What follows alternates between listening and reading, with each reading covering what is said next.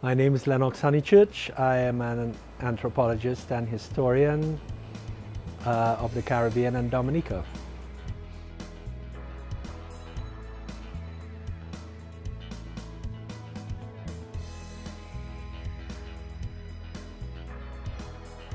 Well, farming, of course, if we got to take it back to its origin, is long before the time of colonization and Christopher Columbus. The first farmers came to Dominica around the time of the Christian era. They were, of course, indigenous people who came from the Orinoco region of South America, known generally as the Arawaks, but of course they had names of their own. And they were moving up the islands and occupying them one by one. Now, those people were mainly what we would call horticulturalists. They were farmers, pottery makers. They basically began by cutting down sections of the forests and planting mainly cassava and corn, maize, and then a number of other products such as peas, beans, that kind of thing. And then, of course, going into the forest and utilizing the materials of the forest in terms of what the food was provided, what food resources they could get were provided. So all of that went on for about, you could say, 1500 years. And then with the arrival of Europeans across the Atlantic, this changed radically. Now here in Dominica, Dominica was the last island in the Caribbean to be colonized. So that life of farming small-scale plots around the island, completely free of any kind of land holding or divisions and ownership of land, went, you could say, well into like about the 1720s. By that time, French settlers began to come from Martinique and Guadeloupe and establish themselves. But they were still growing small-scale mixed crops, mainly cocoa, coffee, root crops, because the French did not actually own Dominica at the time, and they did not believe in investing in large-scale agriculture like sugar, because sugar required a lot of investment in terms of equipment and materials. And also at that time, Dominica was seen as being a neutral island. That is, in 1660, the French and the British signed an agreement with the Kalinagos that Dominica would be left for them forever. Well, this didn't happen, because what occurred from the 1720s was that the price of sugar on the world market went up and up. And therefore, the greed of the European colonists in the neighboring islands, they wanted new sugar lands. And eventually, the British captured Dominica in 1761, and by the Treaty of Paris in 1763, Dominica in international European law was designated for Britain. And at that time, then Britain began total control of Dominica. And that meant sending out surveyors to subdivide the land into plantations, and that meant also the investment into sugar production. Yeah? And sugar production, that was the beginning of one of the main crops that took over Dominica. I will just say briefly that what we had, we went through phases: sugar for the big valley areas, and then coffee for the more mountainous parts of the island around the coast, not for far inland, but higher up into the interior. And then all of that failed, and we got into the production of cocoa, limes, citrus, that would be oranges and grapefruit as well, and then into coconut, vanilla, bananas. So we had a progression. You see, Dominica's story is a story of boom and bust. So you have these boom with sugar and coffee. Certain things happen like disease or the world market collapses, and then Dominica moved into something else. And that's the story of this island. Boom and bust. So what about the labor? Yes, labor. So we get the indigenous Kalinago people, of course, had a whole pattern and system of farming, including mainly a balance between men and women. So the men would, during the dry season particularly, they would clear the land, burn the trees, prepare the land for farming. Once the rainy season started in June, the planting was women's work, because the idea was women are fertile, they bear children, and therefore in their hands the farming of things, particularly cassava and maize, that was their work, so that when they put that in the soil it would bear fruit. So you see, there was a balance between men and women. There was a whole cycle within those societies of the division of labor by gender. So who were the hunters, who were the farmers, who were the fishermen, that kind of thing. That, of course, was totally smashed and broken up by colonization. And with colonization, you had the introduction of the African slavery. Now, in the French days, this was very small scale. There were, in the early French days, it was maybe 2 slaves to 1 European, you know, and many of the Europeans were actually farming with the slaves. But once the British took over, we are getting into classic British sugar plantation life. And from 1763, the importation of enslaved Africans just rose tremendously. At the highest point, in about 1808, we had 24,000 enslaved Africans. That was the highest number, and then it went down. So the whole pattern and system of slavery that had been existing in places like Barbados and St. Kitts Nevis, Leeward Islands for 100 years before, that was instituted into Dominica. So the whole pattern of enslaved labor, using African enslaved labor, that was what basically controlled the situation. And that, of course, was on big plantations where you cleared the entire forest and you planted hundreds of acres of sugar. And it wasn't only the agricultural, the business of farming, of placing the pieces of sugar cane or the seeds and the seedlings of coffee. It was also the processing. So what happened is you had a number of enslaved people working in the field farming, but then you had the processing for the mills. So in Dominica, for instance, we have the ruins of some 61 water wheels, water mills, because they used the water to power the mills, to crush the cane. And it was an industrialized society, so agro-industry, if you want. These things were not exported raw, like we exported bananas raw. They were processed into basic sugar, or molasses, or rum, or in the case of coffee, they were dried and prepared and bagged and exported. And that was the labor. It was enslaved labor. Of course, we know until 1838.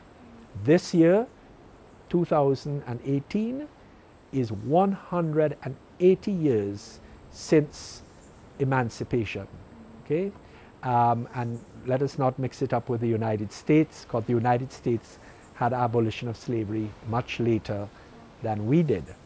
So essentially, after 1838, there was paid labor. The pay was very, very low, but agricultural labor. And the concern was, and this is another issue facing Dominica throughout, is where are you going to get the labor from?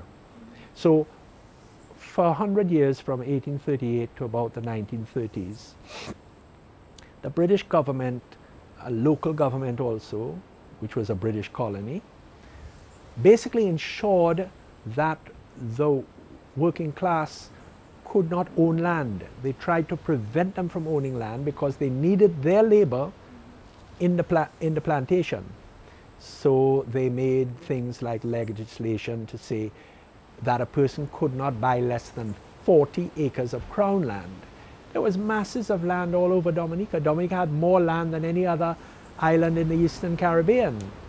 But they tried to prevent the people from owning their own land because they were worried that if they owned their own land, they'd go and farm for themselves and they wouldn't be working for the plantations. So there was this real pressure going on. Then they tried to put taxes. So they put these land taxes, meaning that if you did have a little house lot, you'd have to pay every year a land tax. There were road taxes that you would have to pay a tax, or you'd have to put labor to open the roads, around the island. And of course people revolted. They had a big revolt in La Plaine against this. 4 people were killed.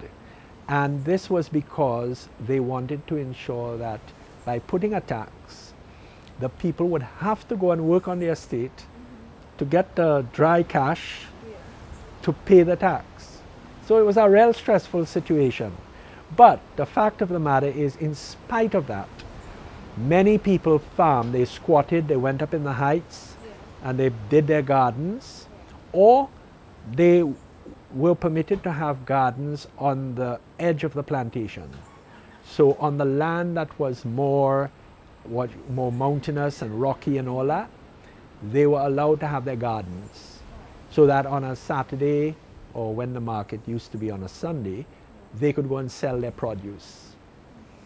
Now, that came to an end after the 1940s, when they decided to realize that really Dominica was not going to work as a plantation island.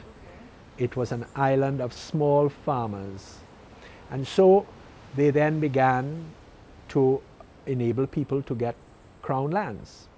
And that is the origin of all these farms that you see behind places like Salisbury and Wesley and Woodford Hill and Calabishi, because in the 1950s and 60s, the Crown, the state, the government, made these land holding schemes to provide land at a cheap price for people so that they could farm, and then also provide farm roads, what we call feeder roads, to allow them to get into their farms.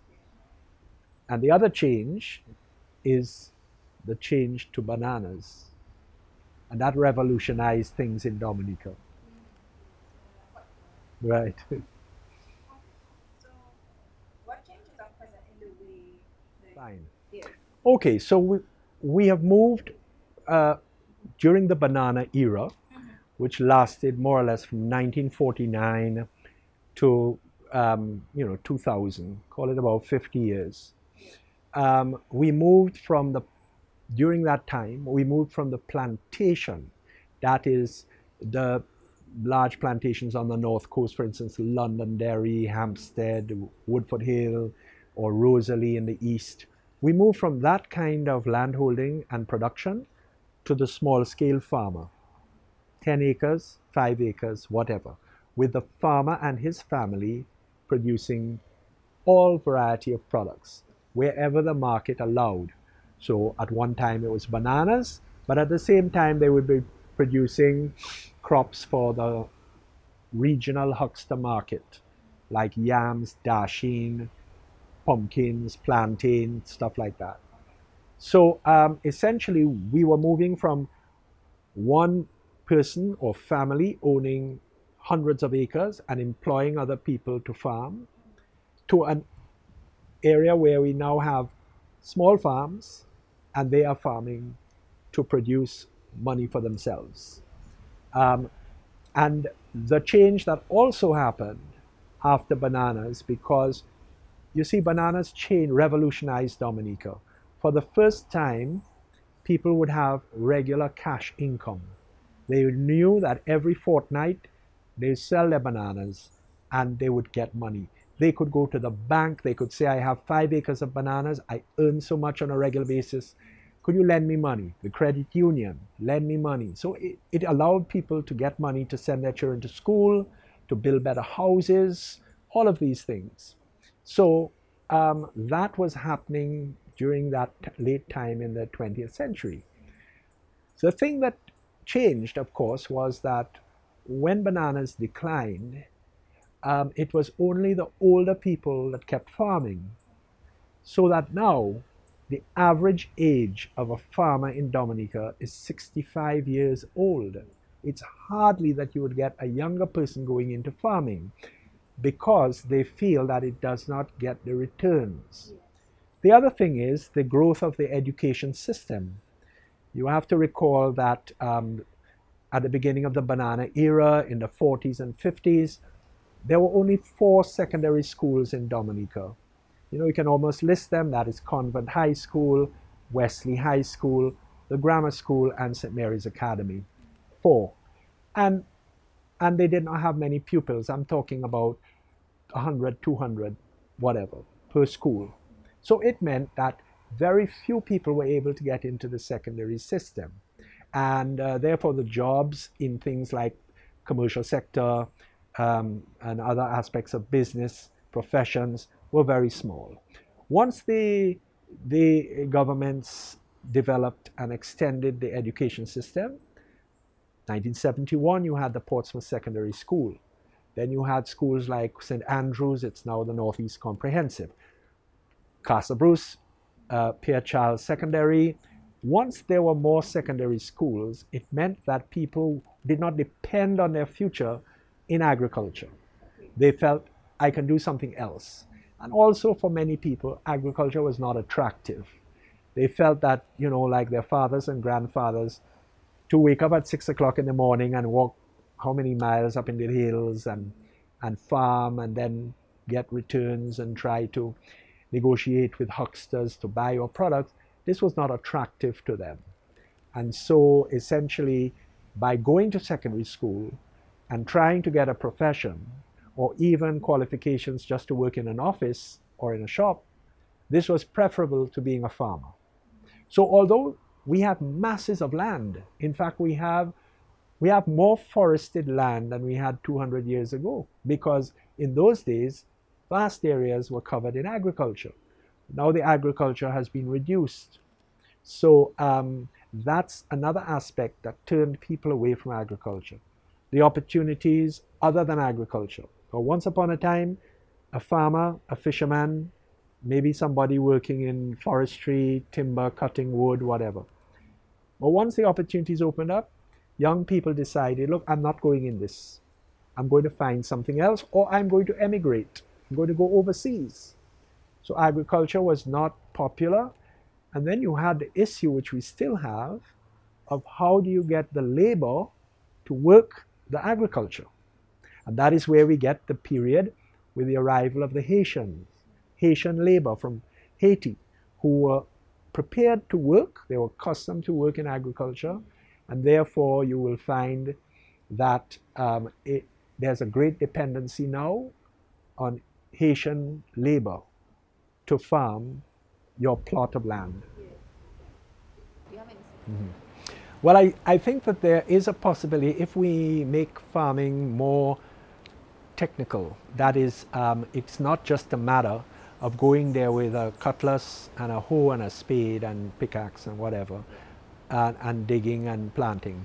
Because there are elements of farming that are still profitable. That is, for instance, you have the whole of the Leeward Islands, Antigua, the Virgin Islands, whatever, St. Martin, that really are not farming areas.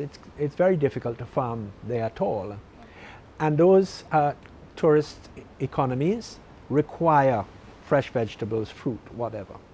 And if we, within the region, set ourselves up as the productive farming communities to provide those kinds of products, then we would have an opportunity. And remember, There are, as I say, more technical aspects of farming, like you have hydroponics, you have lettuce that you can produce at waste level on special water fed and fertilizer fed tables, if you will, platforms, so that if you get into this aspect of farming, it may be more attractive to younger people as a profession.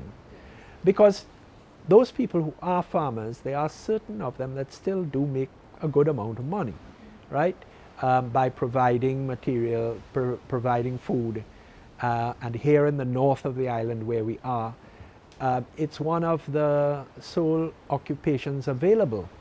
So you find people in places like Calabishi, Penville, Anstey, wherever, and they are producing yams and other products for the regional market, which goes out of Portsmouth. So at Portsmouth you have all of these small scale trading vessels that will take the product across. I think it is extremely difficult for us to get into the international market. We tried it with bananas. The trade restrictions have created an issue that we can't compete. We cannot compete. Coconut products we did have, and that's been taken away. They're trying to piece it back. I'm talking about agro-processing. You're taking coconuts, you're turning it into oil, and then you're producing soap and all. Unfortunately, with the hurricanes, we're very susceptible to hurricanes. So you have industries like Bello making pepper sauce and jams and juices. But when they're damaged, it comes to a halt, you know. So basically what we have to move to, the plantation days are over. What we have to move to is small, specialized farming products that we can then sell in what they call niche markets. So we can then find our little market. Take for instance things like bay rum.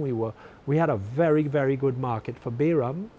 Erica and Hurricane Maria put paid to that damage. So we have to re-look at these various aspects. It's not going to be one big crop like in the past with limes and coffee and sugar. It's going to be mixed crops, and also some of them would be agro-processed and will be sold as processed products in a package.